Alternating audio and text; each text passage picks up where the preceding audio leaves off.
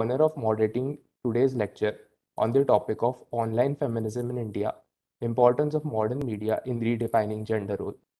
I would start by extending a very warm welcome to our Honorable Vice Chancellor, Sir, Professor Dr. Dilip Uke, and our respected Registrar, Sir, Anil Vairiyat in their absentia. I heartily welcome our Honorable Chief Guest, Japleen Pasricha Ma'am, Founder Director of Feminism in India. I welcome Assistant Professor Shraddha Gaikwad Ma'am, Coordinator for Center for Women, Child Rights and Gender Justice. Our Joint Coordinator, Assistant Professor Shriya Mukta Ma'am, and Advocate Sonali Shelar Ma'am, who is pro bono legal consultant at Public Concern for Governance Trust. I also welcome all the students and participants present here to this national webinar on the eve of International Women's Day. This program is on the theme of Gender Equality Today for a Sustainable Tomorrow.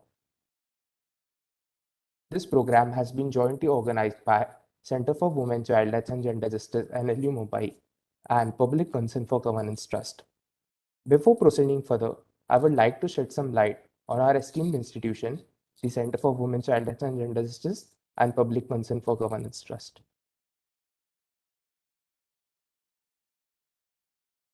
Maharashtra National Law University, Mumbai, was established in 2014 by Maharashtra National Law Universities Act 2014, and it is one of the premier national law universities in India. The university imparts advanced legal education under the guidance and mentorship of our Honorable our Honorable Chancellor, Honorable Justice D.Y. Chandrachud, who is the Judge of Supreme Court of India. The Center for Women, Child Rights and Gender Justice is a premier research center established in the university to innovate in the discourse of women law, advocate for the rights of children and the LGBTQ communities in Indian and global perspective. Our centers also endeavors to build awareness among the youth regarding their rights. Now I would like to shed some light upon the Public Concern for Governance Trust, who are the joint organizers of this session. The Public Concern for Governance Trust came into existence in the year 2002 when good and straightforward officers were being humiliated by the political leadership. Two of its trustees, Dr. R.K. Anand and Mr. Dhara Gandhi, filed a PIL against a proposed transfer of an upright IPS officer. They succeeded in the Bombay High Court. This idea of taking up pledges on behalf of good and honest officers and target corruption as the main cause was born. The PCGT was founded by Sri J.F. Raiberoji, who was DGP and retired IPS officer, Dr. R.K. Anand, who is a pediatrician and former director of Jaslok Hospital, and late Shri B.G. Deshmukhji, who is retired IAS officer and Chief Secretary of Maharashtra, in order to promote transparency and accountability in the governance. PCGT is divided into various verticals such as Youth for Governance, Right to Information, Kuch Aur, and Right to Services, and the POSCO. The POSCO department is headed by Advocate Sonali Shelar Ma'am, who is present with us today under the guidance of D. Sivanandan Sir. Under this organization has educated hundreds of students, school-going students, college-going students, and also the tribal students about the POSCO. The PCGT has initiated and completed successfully various research projects such as casteism in the prisons. Before we commence today's session, I request all the participants to kindly keep their microphones on mute. I also encourage everyone to please switch on their cameras. Now, I would like to request the joint head of research wing of Center for Women, Child Rights and Gender Justice, Tanisha Chivde ma'am, to please deliver the welcome address. Over to you, ma'am.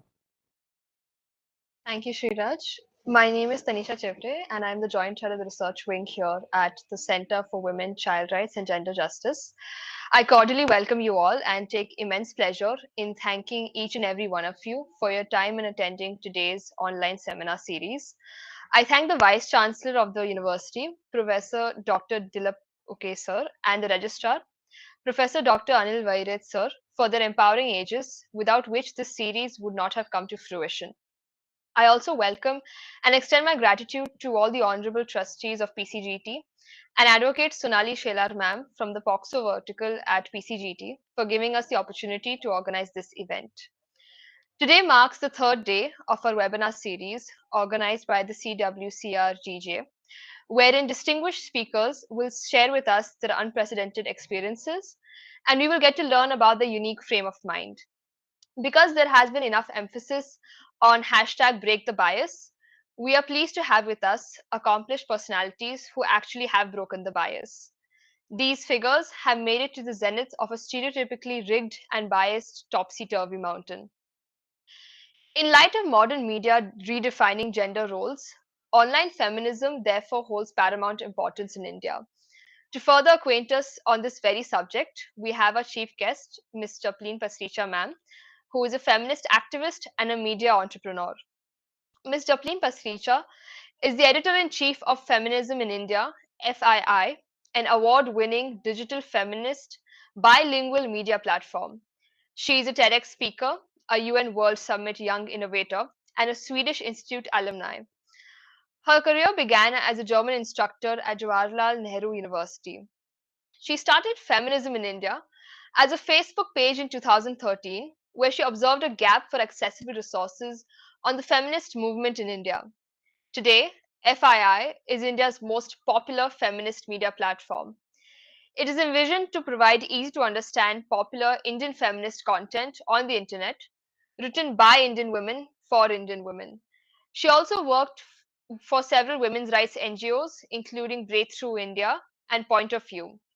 She has also collaborated for a research report about online violence against women with Freedom House, a non-profit based organization in the United States. She was felicitated by Ms. Maneka Gandhi and the Ministry of Women and Child Development, the Government of India, as Web Wonder Woman. She has also been recognized by the Swedish Foreign Minister for her work on the gender gap on Wikipedia. Currently, she oversees the strategic vision and growth at FII. We welcome you, ma'am. I now request Sriraj to take the session forward. It is indeed an honor to have you here with us, ma'am. Now, for the much anticipated session of the day, I would like to request Japleen Pasricha, ma'am, to please say a few words and give a presentation on uh, importance of modern media in redefining gender roles, following which we will start with the interview. Hi everyone, thank you for such a warm welcome and thank you for organizing this and inviting me for this session. As introduced correctly by Tanisha and Sriraj, my name is Japleen and I am a feminist activist and media entrepreneur based in New Delhi. I founded and lead Feminism in India, which is a digital feminist media platform. We are currently operational in 2 languages. We publish and create multimedia content in English and as well as in Hindi to reach a more diverse audience. Apart from our websites, we have 2 websites, both on which we publish the articles. Apart from that, we also create multimedia content like YouTube videos, social media content, and also podcast. So please feel free to check out our work. And today I'm going to be talking about the very digital nature of how of feminism in general and how women have been using digital properties like social media, websites, etc., hashtag activism to talk about the issues that are critical to them. So I will be sharing my presentation now.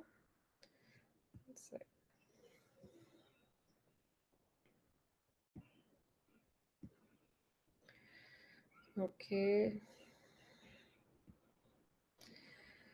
Can everyone see my presentation? If you could just verbally respond because I can't see Yes, the. ma'am, it's Yes, visible. ma'am, it's available. Okay.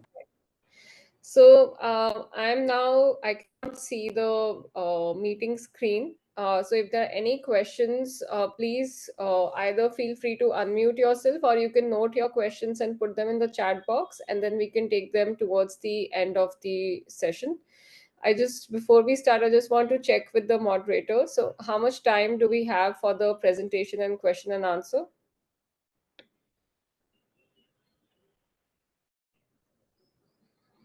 Ma'am, for presentation, we can have for 10 minutes around, and after that we will be having the interview session, which will go on till 6 o'clock. And after 6 o'clock, we'll be having the questions from the audience. Okay. So I will need a little more than 10 minutes because I actually was informed that this will be a like a webinar, a session. I wasn't informed about the interview, but anyway, we'll try to work both of the things together. So it's 5:15. Okay. Great. So, as the topic says, online feminisms in India, how women are taking back the tech. Now, before we get into the main topic, let's first dive into what is today's technology that all of us use both for personal and professional purposes, and what is the issue with it.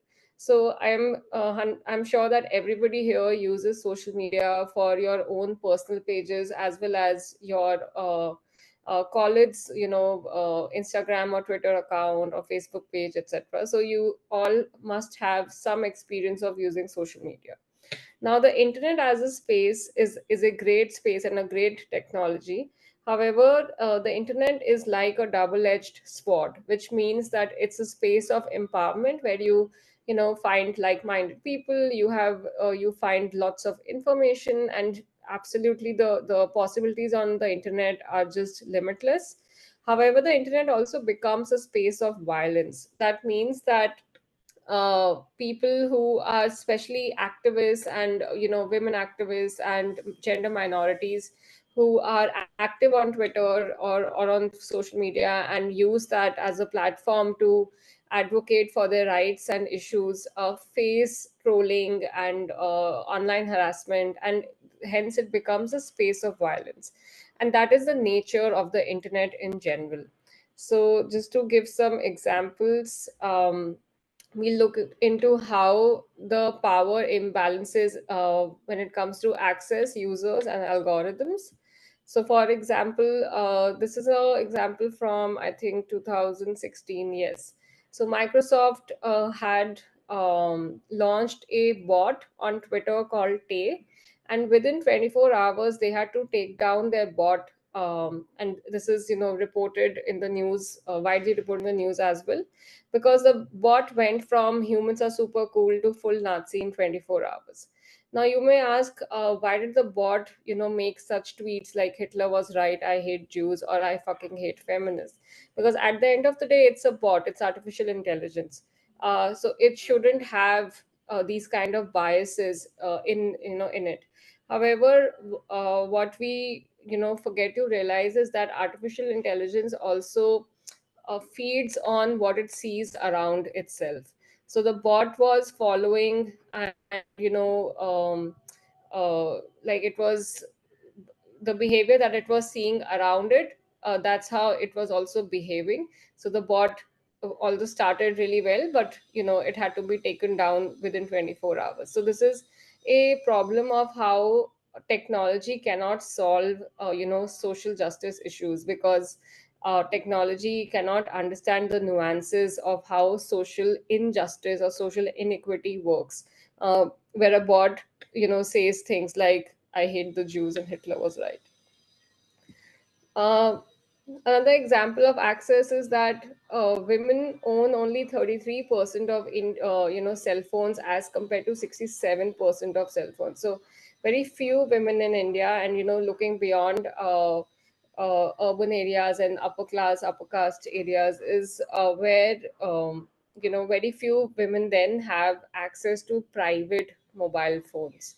A lot of times these are shared mobile phones within the family, or today because of the pandemic these are shared with children because they need that for their online classes. So that also is a hindrance in meaningful access for women. And of course, as we initially talked about, there is a lot of abuse on the internet. There's trolling, gendered abuse, rape threats, death threats, moral policing, image based sexual abuse, which is very commonly known as revenge porn, and censorship, both state censorship but also private censorship, and that means that social media platforms do that censorship, as well as self-censorship. Um, so all of these things, these are just some very few examples, but these contribute to how the internet then is not a equal platform. That means that some people have more access and more flexibility on the internet, while some people have issues with access, or if they have access, they face online trolling and harassment and selective censorship. Even a lot of activists and journalists are shadow banned on platforms like Twitter and Instagram, where they actually don't get to know that they're banned, but their reach is limited, for example. So this is another example of how this image of the second image of Rupi Kaur, who is a popular Indian Canadian poet, was banned from Instagram because it showed period blood. Now, what is the issue with period blood? Absolutely nothing, right? So why did Instagram ban such an image, which is a very normal image of a woman lying on her bed and there's a period stain on her pajamas? So this also shows us how social media platforms regulate and control women's bodies and sexuality. The above example is of how fat women in lingerie or in swimwear are censored, but thin women in the same clothes are not censored. And the last example is how women's nipples cannot be actually posted on Facebook, I mean Meta and its platforms, but men's nipples are. Why? Because women's nipples are seen as sexual objects and hence are called inappropriate, even though they are a part of a human body, the same way a man's nipple is part of his body. But women's nipples are not allowed on Facebook, Instagram, and their platforms. So these are just some examples of how social media platforms control women's access on the internet. Now we'll get into how women and feminist activists are organizing, and various ways where they are taking back the tech. So these are just some Instagram accounts that I have collated here, which talk about women's bodies, women's sexuality, and also how the internet and especially social media giants control and censor women's bodies. So you would see again, how, like in the first image, it shows how women's breasts and nipples are censored, but not of men. Body about body hair, and also about how again some women are um, like some the algorithm also prefers a certain body type of women, but bans or censors another body type of women. uh, Now I want to talk a little about how hashtags are used to to generate a Twitter storm, or to trend a topic, or gain traction about something. So this was a campaign that was organized by FII, by my organization, where we talked about how single and unmarried women who have to see a gynecologist face judgment and stigma because of the fact that they are single and unmarried. And why is that? Because in our country, in our society, sex is seen as a taboo. And when single and unmarried women go to a gynecologist for sexual health needs, it is always assumed that any single or unmarried woman will not have any such sexual health requirements because they're not sexually active. So, again, in our society, it is considered that you should only be sexually active after you have gotten married. So when you are unmarried or you are single, it is assumed that you are not sexually active, or you are judged for being sexually active. And these are some examples of how, when these women went to see a gynecologist, the way they were treated at the at the clinic. And we did this campaign to raise awareness on how women are not being given literally health counseling because of judgment and stigma that is associated with sexual health. So such hashtag campaigns are really useful to, first of all, talk about an issue which is usually hushed up. Secondly, to get a lot of women and create a noise on social media and get a lot of women to talk about it. And lastly, also to catch the attention of the authorities. So after, when we ran this campaign for about 3 months, after that we and another organization actually put out a guidelines that doctors and especially gynecologists should follow when single and unmarried women visit them for counseling, and we presented these guidelines to the Delhi Medical Council. So, what taking back the tech then actually means is trying to create your own space on a platform or on the internet, which we know is not equal to begin with, where we know that the biases that the offline world, the real world has, also gets amplified, and they also are there on the virtual world, because at the end of the day, it's us people only who are in the offline world who come online. So along, when we come online, we also bring our biases online. And as also mentioned in the introduction, the whole point of breaking the bias is to create your own space and take back the tech, like not let these kind of inaccessible platforms or trolling make you leave that space. So just some examples of the kind of websites and blogs. FII is obviously one example, but apart from that, there's Khabar Lahariya, which is a rural women's media platform. There's Roundtable India, which is a anti-caste media platform. These are just some examples of how even creating such media platforms challenges internet sexism and casteism. Apart from that, there are a lot of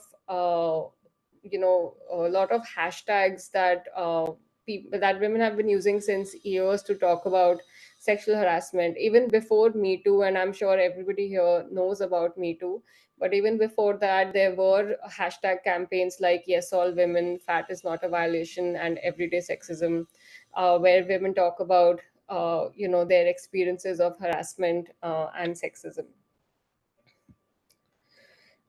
These are just some examples of first person narratives. So at FII, we also focus on first person narratives, especially from marginalized communities, from gender minorities, from LGBTQ people, and from people from Dalit and Bahujan Adivasi backgrounds. This is also a way to, create a space for such stories, because we see that mostly always the conventional mainstream people get space for stories, but not marginalized and gender minorities. So first person narratives is a good way to create that space for people to talk about their experiences.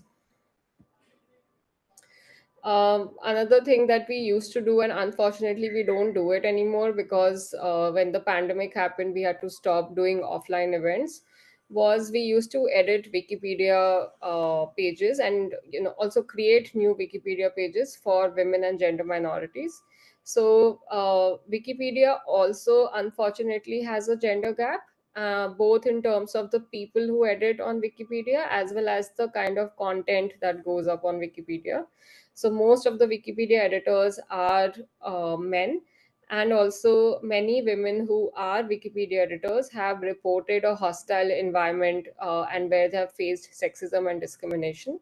So at my organization, we used to have offline events such as this, where we used to come together, and mostly women, but men were also there. So it wasn't like it was not open to men, but more, I would say like 70% women and 30% men. We would come together and create and edit Wikipedia pages of other women, of known women personalities, so that we are, at least making a dent in the very large gender gap on Wikipedia. And why Wikipedia? Is because Wikipedia is the most, visited website. It's the website that you would go first if you have any questions, or you want to have a basic knowledge of something. As I said before, Yes All Women was a hashtag campaign way before Me Too. This screenshot is from 2017, as far as I can remember. This was also very similar to the Me Too campaign, where women were sharing sexual harassment stories, but this was about, I think, sexual harassment in public spaces and private spaces, and not workplaces. So it had a different context, but also it was quite a popular campaign back then, where women shared their stories of sexual harassment and molestation with this hashtag. This is a very good example. The I Will Go Out protest happened in 2017, if I am not wrong. This was an example of how women mobilized online and then held protest marches. This is a India specific protest. It only happened in India, but it happened in about 30 cities in India. So the four photographs that you see, these are all from different cities. The first one is from Delhi, and I think the last one is from Bangalore. I don't remember the second and third one, but it's a great example of how online assets, online platforms can be used to mobilize and organize offline protests. Now, obviously, because of the pandemic, not a lot of marches or protests have been happening, but hopefully, with the situation getting better, they will happen in the future. But even before that, when the CA and RC protests were happening, even then the internet was widely used to mobilize. So this is also an example of how digital activism, can turn into offline events and offline marches. Other examples of how to organize on the internet are crowdsource list and mapping of services. Again, coming back to the topic of how sexual health is stigmatized in our country, especially for women. There are many platforms who have crowdsourced a list of non-judgmental gynecologists. Another platform has crowdsourced a list of abortion service providers. Even though abortion is legal in India, but still there's a lot of stigma attached to it, and some, especially for single and unmarried women. So for them, it's good to know that the service provider that they're going to isn't going to be judgmental. Then my organization curated a list of campus safe spaces and feminist and queer collectives. And another organization, Varta, crowdsourced a list of LGBTQ friendly health and legal services. These were all things that were organized on using digital tools like Twitter, so to ask people to fill in their experiences, and then collate it in an Excel sheet and organize it. So another example of how the internet was used and digital tools were used to create a safe space for women and gender minorities. um yeah, this is the I think we are almost done. I tried to keep it as quick as possible. So just to summarize my point, the internet is as much a public space as the streets are. And whenever we talk about rape and sexual harassment in public spaces, we say that it is important for women to take back the streets, right? That's why we see women going out for protests and marches, and we see a lot of women getting together and marching for their rights. So the internet is also a similar space. That means it's also a public space, and occupying the internet becomes a political act in itself. And as we say, the more women and gender minorities there are on the streets, the safer it becomes for other women. The same applies to the internet. So even though the internet has a lot of violence in terms of trolling, harassment, stalking, etc. But there are also a lot of safe spaces that are created by activists, journalists, feminists, etc., who are doing, in their own small way, creating that space for women to connect with each other, to connect with like-minded people, or to just get information about their sexual health needs, for example. Yes, that's it. I hope that was okay within the time slot. I'll just stop sharing my. Ma'am, I just wanted to interject here. Ma'am, I guess there was some confusion. We have time till 6:45. I apologize for that, ma'am. If you wish, you can continue, ma'am, with that as well. I think I went on a super fast crash course, but since I have gone through all the slides, I think what we can do now is have an open discussion. So if anyone has any questions, I'm happy to answer, or we can also, like discuss about the things that I have talked about in the presentation. Yes, ma'am. I request everyone and all the participants who are present, if we have any questions, kindly put it in the chat box so that I can read it aloud in the meeting so that ma'am can answer those questions. And thank you so much, ma'am, for your insightful words. Now, I would like to call upon Sameep Baral and Avisha Daiman, who are researchers at Center for Women, Child Rights and Gender Justice, to begin with the interview of ma'am, following which we will start with the questions which the participants have put in the chat box. Thank you so much, Sriraj. Good evening, everyone. Good evening, Ms. Pasricha. My name is Sameep Baral, and I'm joined by my fellow co-interviewer, Avisha Dhiman. We are both first-year students and members of the research wing of CWCRGJ. Let's get started with the questions. Ms.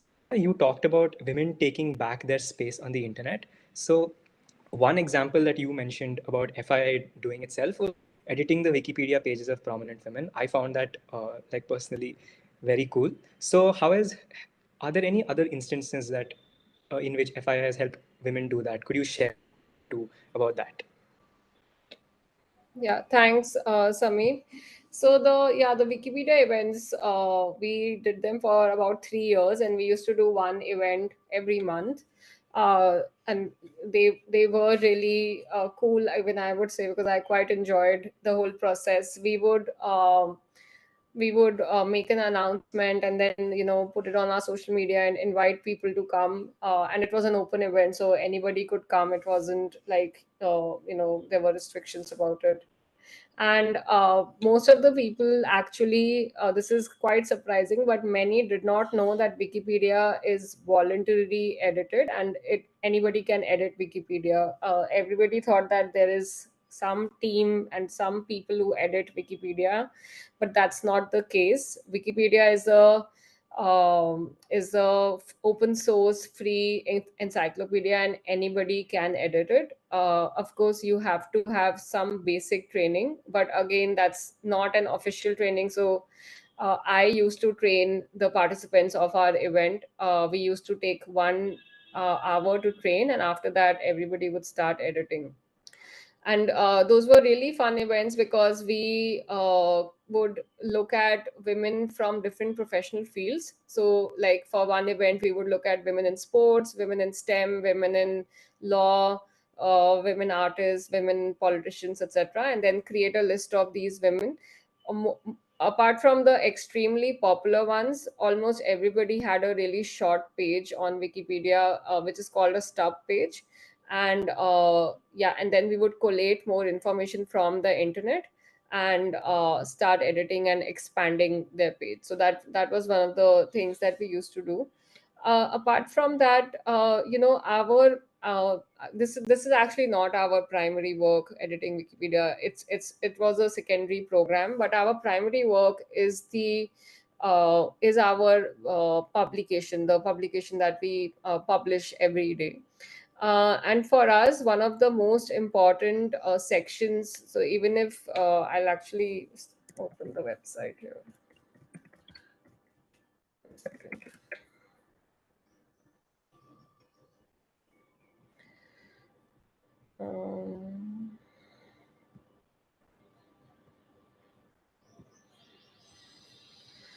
Okay, so this is our website. Just scroll through it once, and I'm just gonna go up back on the menu and on the history section. So for us, actually, one of the most important editorial sections on the website is our history section, where we profile the women's history movement. We have a project called an editorial project called Indian Women in History. So this is one of the articles under that project, but this is the hashtag. If you also search on it, you will see a lot of content. So one of the projects that we have done is yeah, so we have profiled about, I would say, 250 to 300 women under this project. And the whole idea of profiling these people is, when we read our history books, in school, we always get to know about the great men who helped, who shaped our country what it is today. And we also read about some women who are, extremely popular. So everybody has heard of Rani Jhansi, of Lakshmi Bai. Everybody has heard of Sarojini Naidu, women like them. But for example, I don't know, is there anyone here from Delhi? Who is anyone here from New Delhi here? Okay. Yeah, I just wanted to give an example. So for example, everybody knows there's this hospital in New Delhi, the AIMS hospital, right? It's extremely popular. It's also a college for medical students. And even I wasn't aware that the AIMS hospital was actually conceptualized and inaugurated by India's first health minister, who was a woman. Her name was Rajkumari Amrit Kaur. And this is something that is not taught to us in our school history books. There are so many such examples that that I can give you, but it would take the entire session, so I won't. But this is one of the editorial projects that I am personally very proud of, because I'm also very invested in and very curious about the women's history. How, for example, we know in the West there was a suffragette movement for women's right to vote. But how did India get women's right to vote? Now, we didn't have technically a suffragette movement because we got a constitution pretty late as opposed to other Western countries, right? Only in 19 after 1947. But B.R. Ambedkar, who's the father of the constitution and who drafted the constitution, made sure that it was a right that was included in the constitution. It wasn't like Dr. B.R. Ambedkar ensured that the rights of women and gender and caste minorities are included in the constitution. Now, parts like these, for and I'm assuming you a lot of you here are law students, right? So the history of the Prevention of Sexual Harassment at Workplace Act, the entire history behind Vishakha guidelines, behind Bhavri Devi's gang rape case. These are details that today is something that is not known to everybody. The history behind the Dowry Act, the Domestic Violence Act. So we look at even laws that are created for the protection of women, and look at what is the history behind them, because most of these laws actually have a very robust women's history, women's movements history, where women had to protest to get those rights that we have today. 30 years down the line, or even 50 years down the line, today all of us remember the 2012 Delhi gang rape case. And We also know the amendments that were made in the Criminal Amendment Act of 2013 to broaden the definition of rape and to include online stalking and all of that. But 50 years down the line, mostly the students at that time, the young people at that time, will most probably not know all of this, because they would have they are receiving the right, without knowing how, what was the cost of struggle that went behind the 2012 Delhi gang rape. I mean, the protests that happened after the gang rape case. So this is something that we as an organization are very passionate about documenting this, so that people are aware of the rich women's history that our country actually has, women's movements history, but we don't know about it. Because it's not something that is considered important to be taught in our history textbooks. Thank you, ma'am. And the point that you raised about not having a lot of women mentioned in our history books, it is something that even I realized when I was studying in the school, that it is we learn so much of history, but we actually never read about prominent women in history, and that was something I felt that looking forward is something that we should change. So, ma'am, while I've referred to your websites and I've read about you, and I really like that one way you describe yourself is that you smash patriarchy. So that raises the question that how would you define smashing patriarchy, and how did you come to use that phrase as something that you would use to define yourself and what you do? I think the work that we do on a daily basis is challenging and questioning the systems of patriarchy. And this is a very common myth that everybody has associated with feminism, is that feminism is anti-men. Now, feminism is, and I'm honestly tired of explaining people that it is not, because what feminism as a theory and as a movement opposes is patriarchy. Now, patriarchy puts men at a powerful, like at a more, powerful position than men. So when feminism or feminists challenge patriarchy, they are challenging that system that puts men at a powerful position, but not women or other gender minorities. And that is what is uh, irks some men, because they are born just because of their gender and the gender that is assigned to them at birth. They are born with those privileges, and it's very hard for anyone who has certain privileges to for them to understand, oh, these privileges would be taken away from me because they were unfair in the first place. But obviously people don't understand that, and that is why people have this whole notion that feminism is anti men, but it's not. Like, very simple example, most colleges have different hostel curfews for men and women, and we know there is a very robust Pinjra Tod movement that has been talking about this for about almost 10 years now, that why do universities have different rules for men hostel and women hostel? Why do they have different curfew? So this is a privilege of patriarchy that men have, where they have more leeway, or when they can return to the college, and women have to be back by 6 p.m. or 7 p.m., but men can be back by 10, 11 p.m. I'm just giving an example. I don't know how is it in your university, but just to show the difference between this. And that is what I feel like on a daily basis, in whatever small way we do, is we challenge patriarchy. So yeah, that's where, and it sounded cool, to be super honest, so I used it. Thank you for that answer, ma'am. Um, Ma'am, so we know that we have read about you, and we know that you started out as a German instructor, and right Yeah. now you run your own blog, which is something that so many people will take inspiration from. So I want to know, was it hard and challenging to change your career paths? How did it feel? Yeah, it is quite hard, I would say, because also when I changed, with this was 10 years back. At that time, internet and digital media and social media weren't as big as they are now. Also, like, for example, I think Instagram wasn't as big a thing, or I'm not even sure if Instagram was launched in 2013. Maybe it was. But now social media takes quite a, I would say, important role in our lives today, irrespective of we use it for work or not. But a lot of us also use it for just personal, time pass. We just go on social media on Instagram and we scroll through our feeds, right?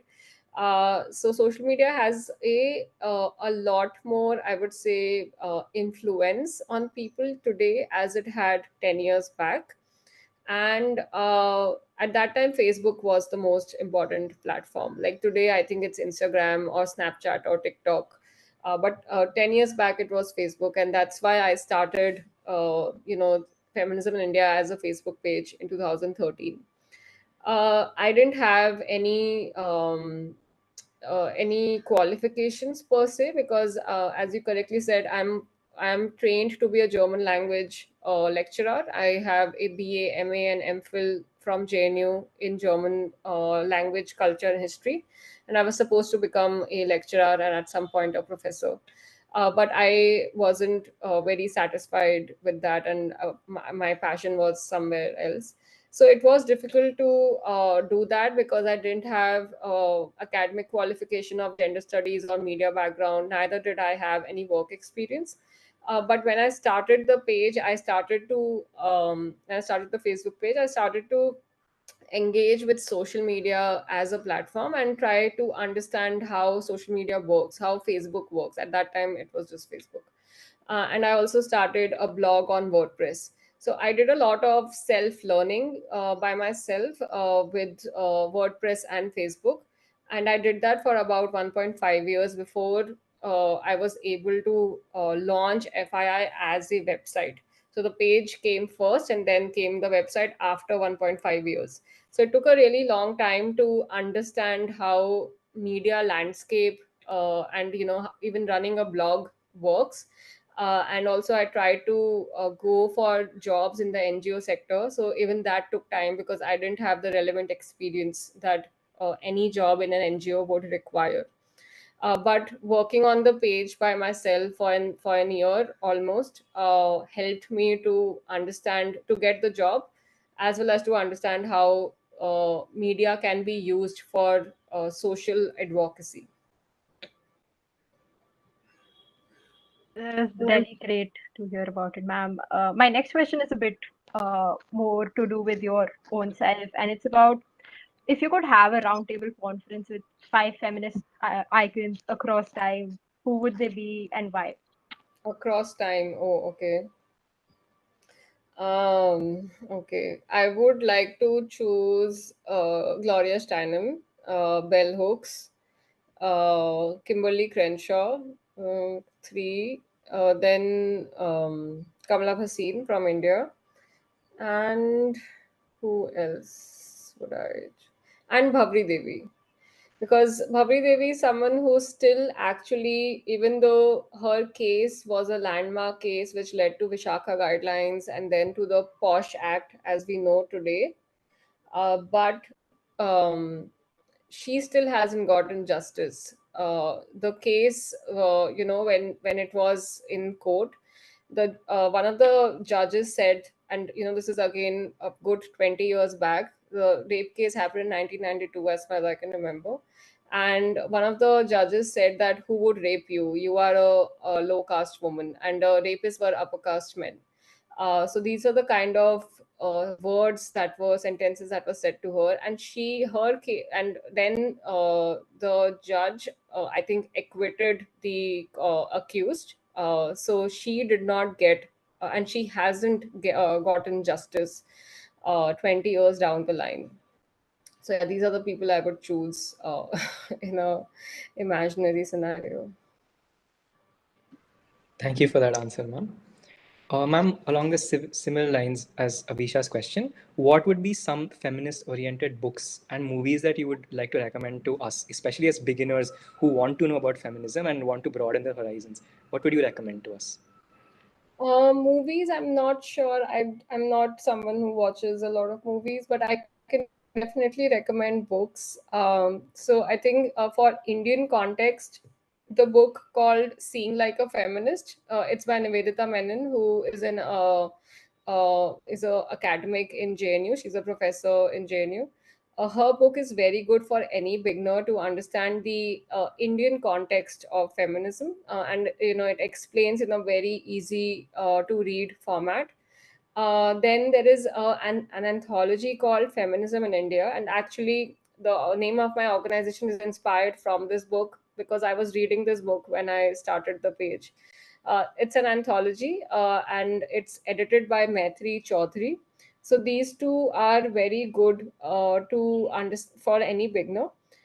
Then you should check out Zuban Publishers, which is a feminist publishing house in India. They are based in headquartered in Delhi. They have a lot of books. So their entire catalog is technically all feminist books, but they have one great book called The History of Feminism in India. So that one also traces history pre-independence and also post-independence. So these are some suggestions in the Indian context. Globally, definitely bell hooks is somebody that you should check out and see if you want to read. Gloria Steinem has also she was I mean she is she worked as a journalist and for many years, and also an activist. So she has written a lot of articles. So if somebody is not into reading books, then they can also look at short form shorter reading material. So Gloria Steinem would be another person. Kamala Bhasin has written a lot of books, and she writes primarily in Hindi. So that's also a good suggestion for those who are more comfortable with Hindi. Thank you for the suggestions, ma'am. I think a lot of us are going to go ahead and check out some of these books and articles. So, my next question again goes back to your journey as an entrepreneur. That you already have mentioned that you did not actually have a proper background in entrepreneuring and blogging and IT, and so you had to actually teach yourself a bit. So, on those lines, as a self-made person who was learning about entrepreneurship, what were some challenges and new things that you learned? And also, what are the some challenges that you feel that women entrepreneurs faced? And how was your experience dealing with them? Yeah. So I think lot the challenges that a lot of women entrepreneurs face, which are I would say are pretty common, is that women entrepreneurs are first of all not taken seriously, especially when they are a solo entrepreneur. Like you would see a lot of women entrepreneurs in partnership. So there will be a male co-founder, and a female co-founder. However, when even then they do face sexism and discrimination, because many times they are not given the CEO position, for example, or the investor will only talk to the man. This is something that happens very common. Like it's like a man to man thing. And this doesn't. I don't think it's an entrepreneurial issue because it happens everywhere. It literally happened at the climate summit where one of the European unions, I don't remember, but this incident happened and it was in news, where three EU's three representatives, and one of them was a woman. They all went to Turkey for some summit, international summit, and I think Turkey's prime minister, the head of the government, did not recognize and shake hands with the woman representative, but he did that with the men representative. So it's everywhere. This sexism is everywhere. Apart Another thing that I've heard a lot of women entrepreneurs say is that, especially if they're solo entrepreneurs, is that, so who leads the business in your company? That's a question that has been asked often, uh, on the assumption that the woman is not capable of leading the business side of the organization. And I currently lead both business and editorial. I don't have a co-founder. So these are some, I would say, generic assumptions that many women entrepreneurs face. Sorry, I've forgotten the first part of your question. What was that? Ma'am, you've answered the first part. This is the second part as to your own experiences with these challenges. Oh, okay. Yeah, so something that I prefer to do is, just focus on my work and let the work speak for itself. I also try to stay away from a lot of startup and VC circles because I find them extremely, how do I say this subtly? They are a, almost 90% men only circles, and I find that not comfortable. That there isn't enough women's representation in the startup VC circle in India. And again, there's a lot of these what is called as men's locker room talk, and a lot of such kind of sexist comments that are passed. And that's something that I have tried not to engage with, that kind of environment, because I feel it's not useful for me and it's detrimental actually to my work. So I just focus on what my work is. And another thing is that I also engage with a lot of other women entrepreneurs, and women's funding organizations, and media funding organizations, so that, because there's this also this whole assumption that the only way to sustain or fund your startup is via the VC, the whole angel investing and VC ecosystem. But that's not true. There are other options. You have to obviously look for them, work hard, apply. But I also focus a lot on women's funding and media funding, and such grants. I just have a very quick question. Is this interview being recorded, and will this be put online? Yes, ma'am. It is being live streamed on the YouTube, so Okay. it will be recorded. Okay. Yeah. Okay. Great. Any other questions? Ma'am, I have one question follow up to women entrepreneurs that recently, India just finished its first season of Shark Tank, and we have had women entrepreneurs on it. So I want to Yeah. know, how do you feel that's going to inspire women entrepreneurs and change scene for women entrepreneurs in the Indian industry?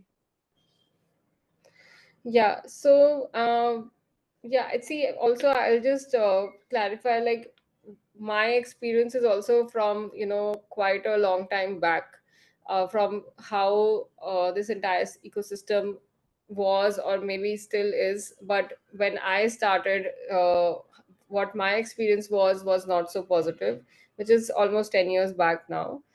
Regarding the current, especially Shark Tank, I have to be honest, I haven't followed it very, aggressively. So I'm not super aware of what happened, but I do know some people people that I know who got a fund, like who got investment at Shark Tank. One of them is a woman entrepreneur.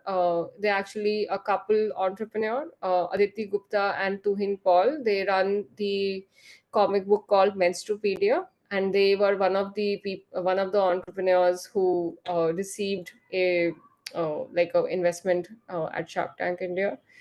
I think it's great that startups are being mainstreamed, because I think this is the first time that entrepreneurship as a career is being mainstreamed, especially for very our generation, like our parents generation's audience, because they are not, again, very comfortable with this kind of a career stream. They still think becoming a doctor, engineer, lawyer is the best, or getting a government job is the best way, to have a career. And I also saw, from little that I saw on on Shark Tank India, I saw that there were a lot of women entrepreneurs, and not just with their male co-founders, but also like they were mother daughter duos, or they were like friends or sisters. uh, and I think that's great that it's happening today. But also I would like to say that you know whenever any women shatter the glass ceiling and hear, let's say, more women entrepreneurs, we always see it's first the creamy layer who have access to resources to reach there.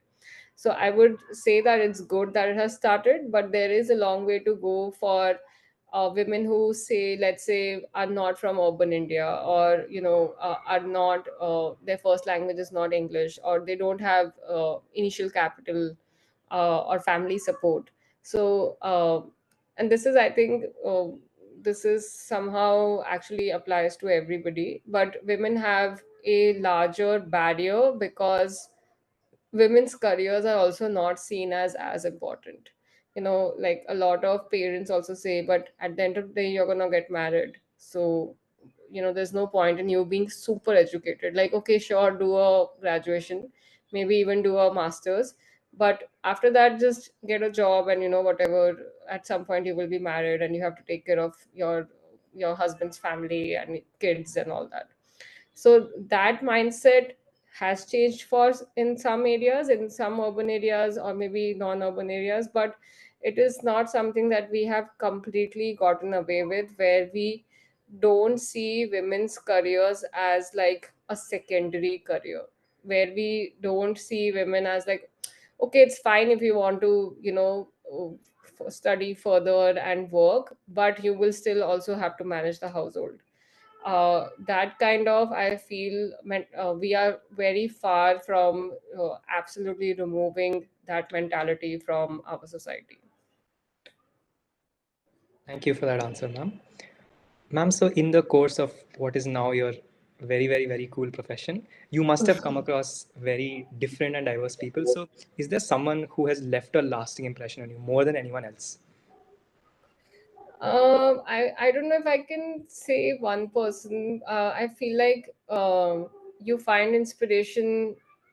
You can find inspiration every day from anyone, to be super honest. And I'm that kind of person who thinks that every day I get to learn something, or anyone can actually teach me something. Like, it doesn't always have to be a senior person or a senior mentor, but even, like, for example, I can see that this entire webinar today has been organized and facilitated by all of you, and I really like the way that you conducted the introduction, and like how it was just organized very well. And that's great, because when I was a student, again, 15 years back, students didn't have so much, I would say, leadership opportunities. This is a leadership opportunity for all of you here today, because it gives you those soft skills of you know introducing somebody, facilitating, just organize this entire thing of organizing, emailing back and forth with all the details, etc. It's a soft skill that would be useful for you further, in your professional journeys, when you start working full time or whatever. And that's not something that 15 years back, when I was a student, was, first of all, online webinars was not a thing, right? We didn't have such sophisticated video technology to organize an online webinar. So yeah, sorry, I went off tangent, but I don't have a single name for you. I just feel that inspiration can come from anywhere. Thank you. I think that was a really enlightening and different view that you've heard. So before we open the before we open the floor for questions from the audience, I think I we would like to end with one last question, and that's something that a lot of us want to know. That for somebody who's new to your blog, Feminism in India, what is you that as a writer and as the editor in chief and as the founder would like to recommend them to start with? So articles or any form of media that you think that you would recommend to a first time visitor. Okay, I'll actually, let me just reshare the website again, because that would be better.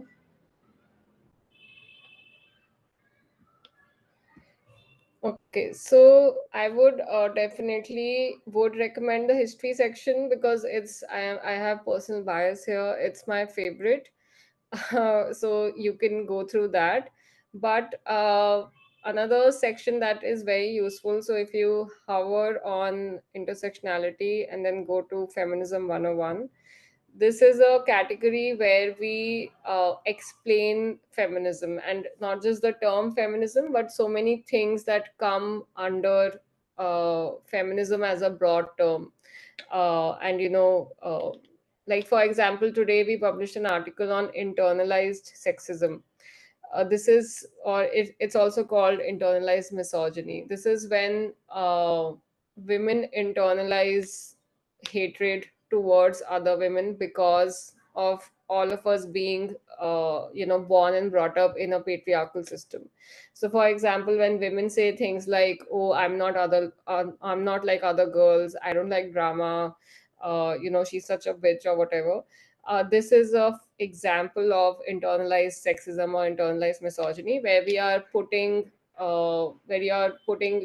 women on a pedestal. Not like you're actually comparing.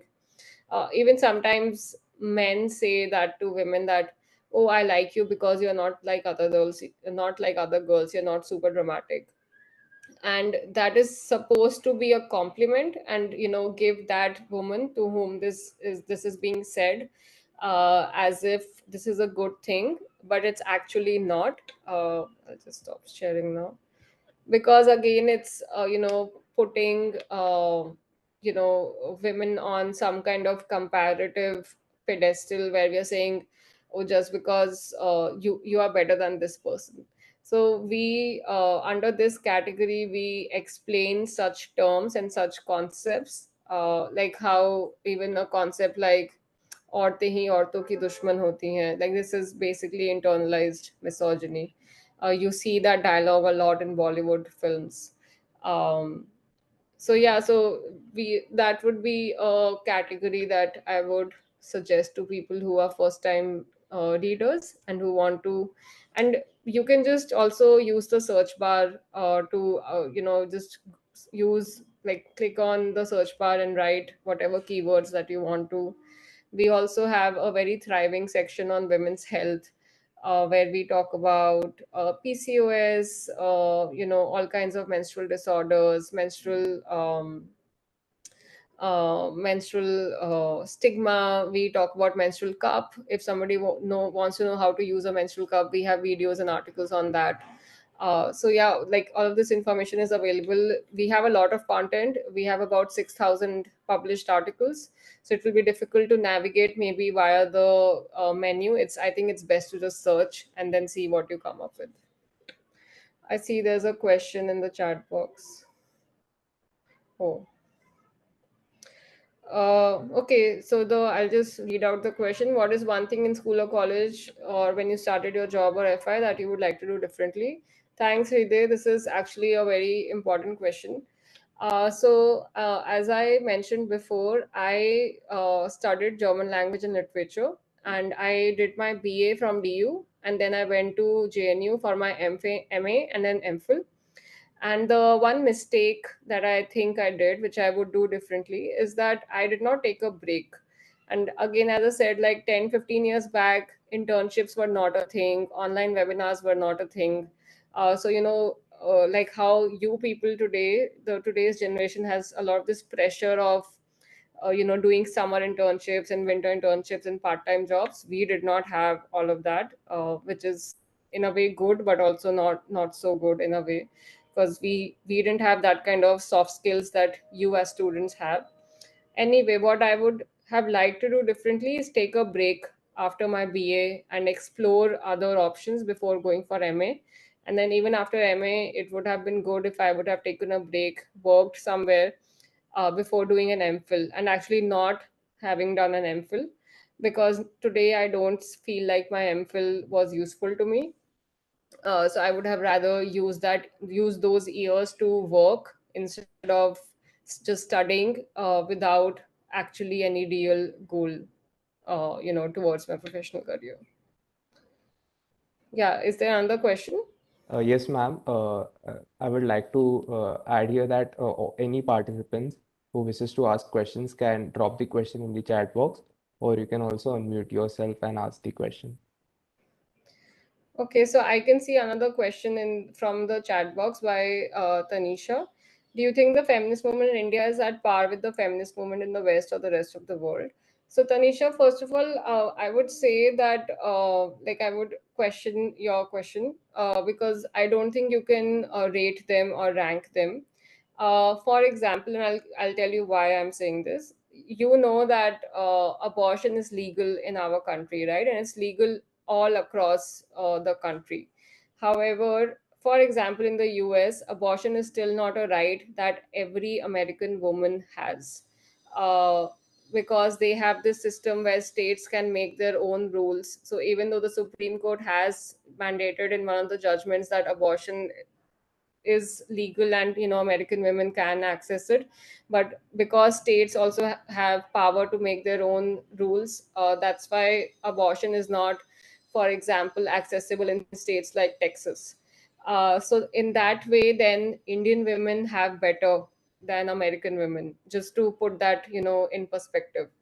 Even though there is a lot of sexual health stigma in both the countries, and the reason for both are very different. In India, it's not associated with Christianity or with it being a sin, but more that, oh, if you're a single unmarried woman who has had sexual activity and got pregnant and now want to have an abortion, you will be judged because you are a single and unmarried woman. But if you are a married woman and you go to a gynecologist and you say that you want an abortion, no questions will be asked to you. Absolutely no questions. They will just ask you to give your information, like your Aadhaar and all that. That's mandated by the government. And also, you don't need anyone's consent. So you, as a adult person, anyone above 18, can actually go to any gynecologist, any clinic, and get an abortion. By law, you don't need consent, but yes, there's a lot of harassment that happens. Now comparing it to the US, the situation is different. Even very recently, Ireland, just I think a year or two back, has legalized abortion. So in that way, we cannot rank countries. And I would say, if we just talk about laws, we actually have quite a number of laws which are for women. I think the current debate in the in the High Court, I don't know if it's the Supreme Court or the High Court, but the current debate on marital rape is the one where India is lacking behind, because marital rape is recognized as a crime in most of the Western countries, but not in India. And that's definitely where we are ranking behind. But I don't think we can rank overall. Like, I think we should rank based on issue. So when it comes to abortion, then we are doing better than the US. And we also recently made an amendment in our abortion law which has made it from 20 weeks to 24 weeks, or I think 26. Ma'am, I had a follow-up or sort of a clarification to my question. Sure, So, sure. since you talked about issues, right? So, ma'am, like for example, let's see the Me Too movement, because I think that's when I, got into feminism and started reading a lot more about it. But if you see the Me Too movement in the West with the allegations in Hollywood, you saw that there was a lot of action being taken on Harvey Weinstein and all these people. But when the same happened in India, where I read about it, it was mostly like, AIB or the stand-up comedy scene in India, which was affected. But allegations against, Bollywood giants like Anu Malik did not really result in effect. So when I meant the comparison is that in certain issues, you do see that the effect of social media or the feminist movement in the West has had a greater impact than in India. Even if you look at essentially popular culture, there is black feminism, a lot of black literature, Yeah. black feminism, the intersection of blackness and feminism is recognized. But in India, we still are not reading like women's stories, and even if there are women's stories, it's from a Savarna perspective. So that's what I was asking. No, What was yeah, your that opinion on that that? is that's why I said, like, it would be more specific to issues. And definitely, commenting on the Me Too, I don't think we have a single like single person who was called out in the Me Too movement who was actually then brought to court and then uh yeah, like all of them got scot free. Even Tarun Tejpal, whose case was before Me Too, is free. MJ Akbar, I don't think, what's the journalist name? Priya Ramani has even, uh, yeah, Nana Patekar too. And Priya Ramani had to fight a defamation, case instead of actually filing a case of sexual harassment against him. So in that context, yes, you are absolutely correct that the Me Too movement in India was not as successful. We were able to bring out a lot of names in the public domain, but nothing happened after that, or like almost not much happened. If not, nothing, then not much. And well, sorry, what was your second example apart from Me Too? The recognition of intersectional feminism, Yeah, like we have black writers, black feminist writers, we yeah, have Dalit exactly. feminist writers. Yeah, so that is, yes, definitely you're correct in that context also. We don't have that kind of popular culture or even, publishing by Dalit Bahujan Adivasi women as much as US has. But I also feel like they have a very long history of, civil rights movement that India hasn't had. And also, our post independence period is just 70 plus years, so also haven't had that, I would say, time and opportunity to talk about those civil rights that US has been doing since like centuries now.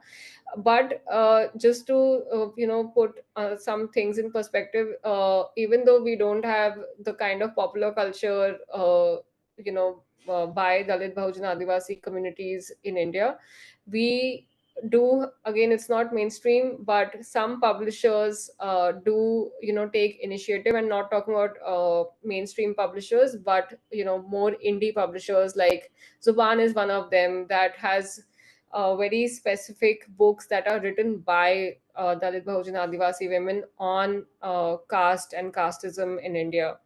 Then there are also regional publishers, non-English speaking publishers, who have published books. And another thing that I would like to add is how today you would see a lot of social media platforms that have cropped up. So social media, another, actually I should have included this in the presentation, but social media has also democratized the media space. So it wouldn't have been possible for even someone like me. When I started, I was a student. I was in JNU when I started FII. So, it's not like I had resources or like a venture capitalist or even seed money.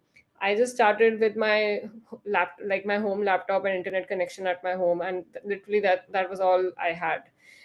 So I feel social media and digital media has given that space for people to start up without having a lot of resources, and also using open source tools. Like WordPress is an open source tool.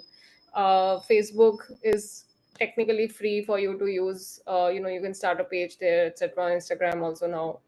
And a lot of such Dalit focused platforms have come up in the past 10 years. So there's Dalit Camera, there is Roundtable India, there's Saveri. Now there are even more. But when I started, these were some of the ones that I used to follow at that time, who started similarly around the same time. And now there are much, much more. So also digital media is offering or is creating that space that mainstream media never did. Thank you for your answer, ma'am. I think Vedant has a question. Vedant, you may go ahead with your question. Yes. Ma'am, I have a question. So, since we have been reading in political science the feminism and its history and everything. So, ma'am, what we have observed is the definition and the scope of feminism has developed and has broadened up since 1911 when the suffragist movement started until today. So, can we say that the term feminism has become a very gender inclusive term that it was compared to in the 1911? Yeah, definitely. Like feminism, I feel it's a evolving concept. Like I don't feel it's I don't think it's rigid, or at least that's how I interpret it. I feel it's a very evolving concept. And also one thing that I really like about feminism, both as a theory but also as a movement, is that there's no one person who is seen as the leader of feminism or the mother of feminism, or yeah, father, whatever. We don't There's no pedestalization that happens in the feminist movement. At least that's how I see it. There are big names that we know. We know Gloria Steinem, for example, from the West, or in India, Kamala Bhasin is one of the big names. But these are not, like they are not closed for criticism. So even names as big as these two, just for example's sake, are open to criticism, in the sense that we can still criticize or say, your feminism is not inclusive, and these are things that you should talk about, or these are the people that you should focus on. So that's something that I like about feminism, is that there's no treating somebody as god, or leader like.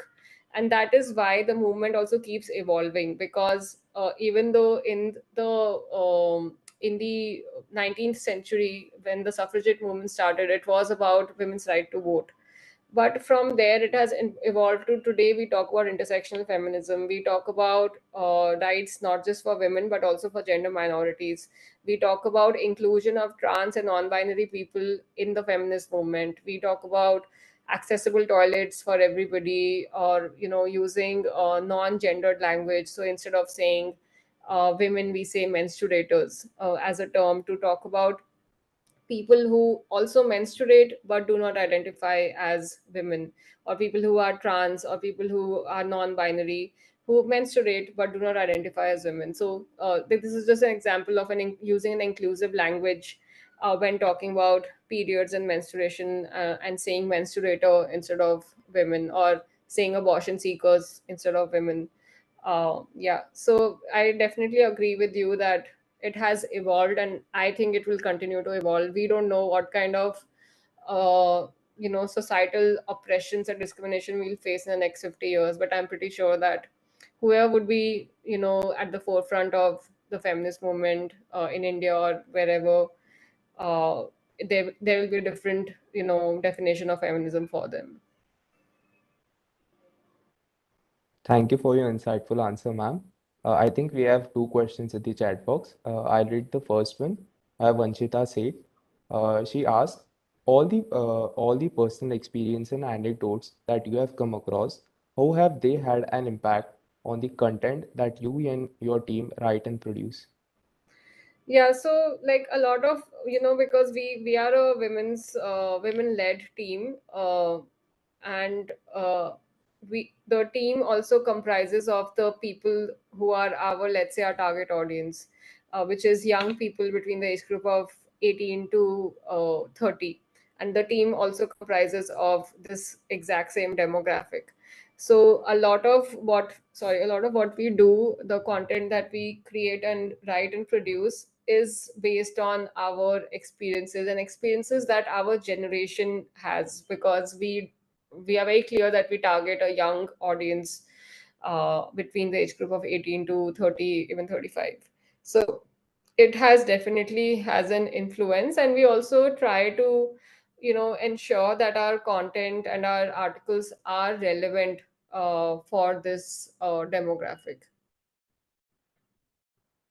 And another thing about the impact is that a lot of this work, like for example, we receive a lot of survivor stories where women write stories of sexual harassment or mental abuse, or emotional or child sexual abuse.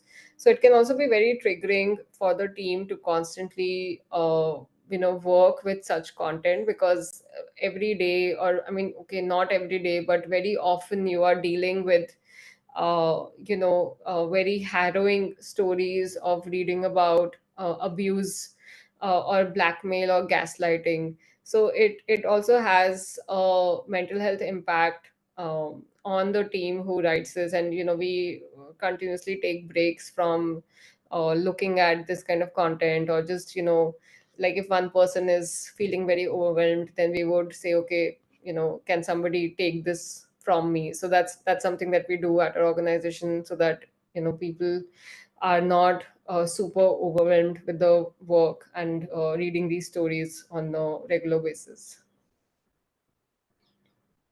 Thank you for your answer, ma'am. I think Avisha has a question.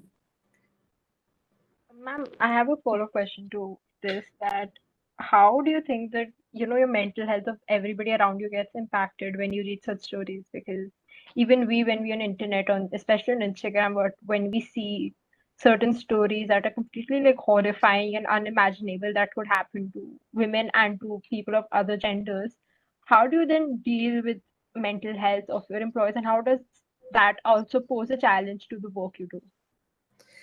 Yeah, I think, see, what we need to keep in mind, and not just like you know like FIR the team, but in general, is that cannot change, or we are not the only ones who are working towards changing the society. It is a collective effort, and it will happen over our lifetime. It may happen even post our lifetime. So it's the work that we do is contributing to societal change. But I mean, we are talking about feminism since the 19th century, right? Today we are in the 21st century, and we some countries are, some regions are still fighting for as basic rights as right to vote.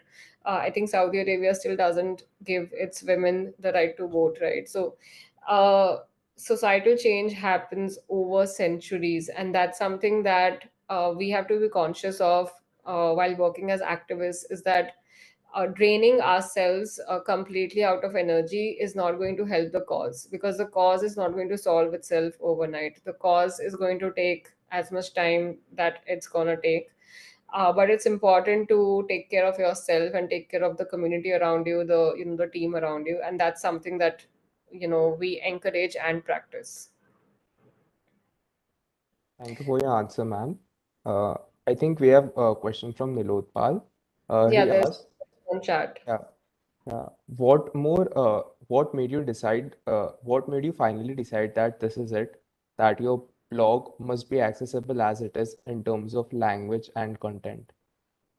Thanks, Nilotpal. So, two things here. One is that we wanted to make feminism accessible in terms of, like, it shouldn't be written in an academic language. That was one of our, even now today, our mission is to make it popular and accessible, because feminism is a term, either it's seen with a very negative connotation that it's anti-men, and like all these feminazis are crazy people and all that, or it's seen as a very academic theory.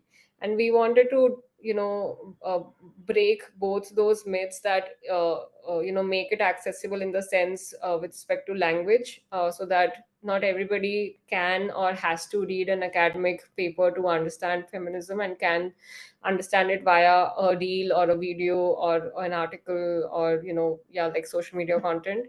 And secondly, also bust these myths that what I talked about in the beginning as well, that feminism is not anti-men, but it challenges the systems that put certain people at power, and puts certain people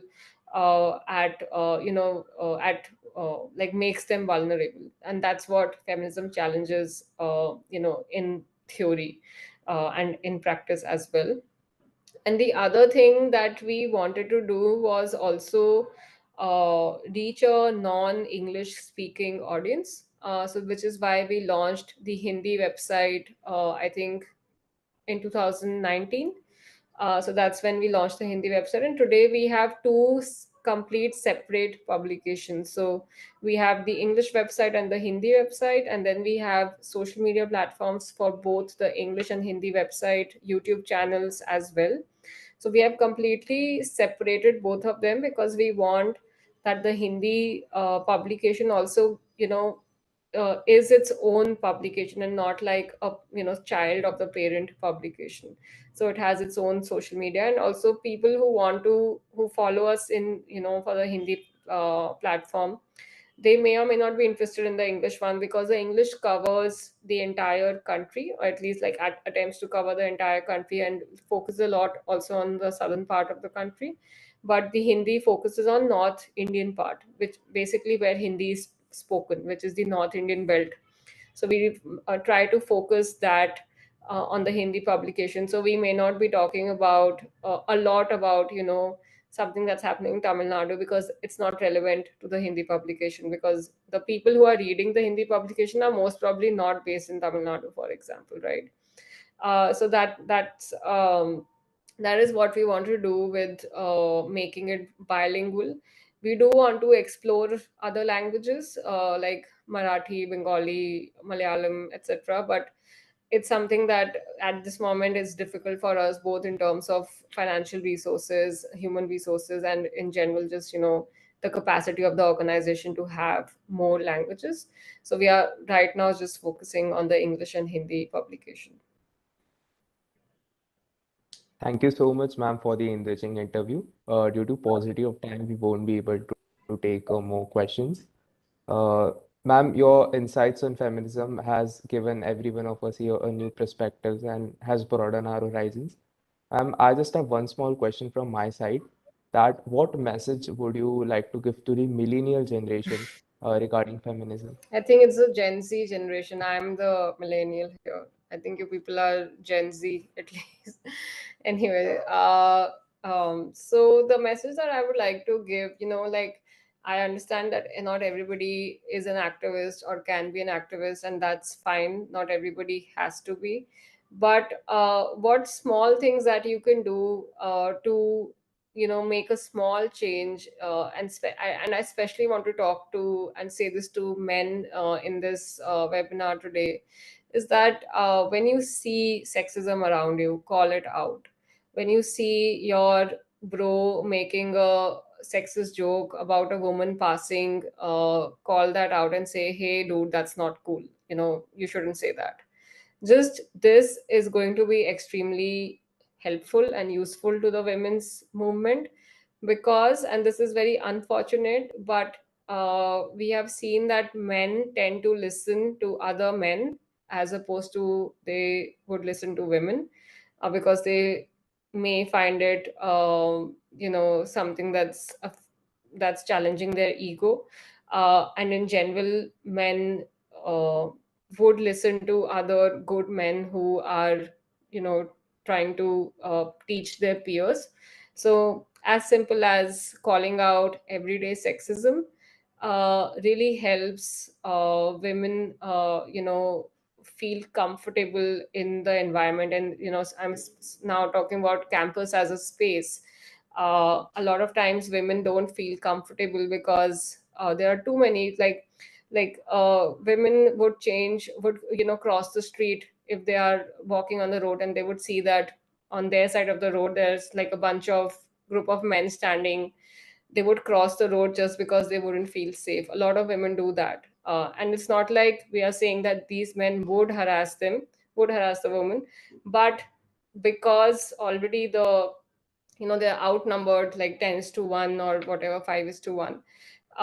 Just the environment becomes unsafe, because they have faced so much harassment that it's more of a knee jerk defensive reaction to cross the street. And these are small things that women have to deal with on a daily basis. So I would just tell the men in the room is to call out everyday sexism within your peer circles, within your male friends group. And to the women in the group, I would say find a community, create safe spaces within yourselves. It's really important for women to support each other. So to have that sisterhood, because that will help you not just to fight patriarchy and sexism, but also to find that safe space. Yeah, that's it. Thank you so much, ma'am, for your insightful presentation and the enriching interview. I would now like to present the vote of thanks. Ma'am, it has truly been an honor to have you here with us. And like Feminism in India is a very famous platform in all, like in our university especially. We refer it a lot for our research projects. I personally have referred it many times. And it was really, really an honor to have the director and editor-in-chief of it with us. And thank you so much, ma'am, for your insights. After this webinar, I can really say that I have emerged as a more responsible citizen. Thank you so much, ma'am. And I would also like to thank all the audience present here. And I would also like to thank Manohar sir from our technical team for arranging this webinar. Thank you, everyone.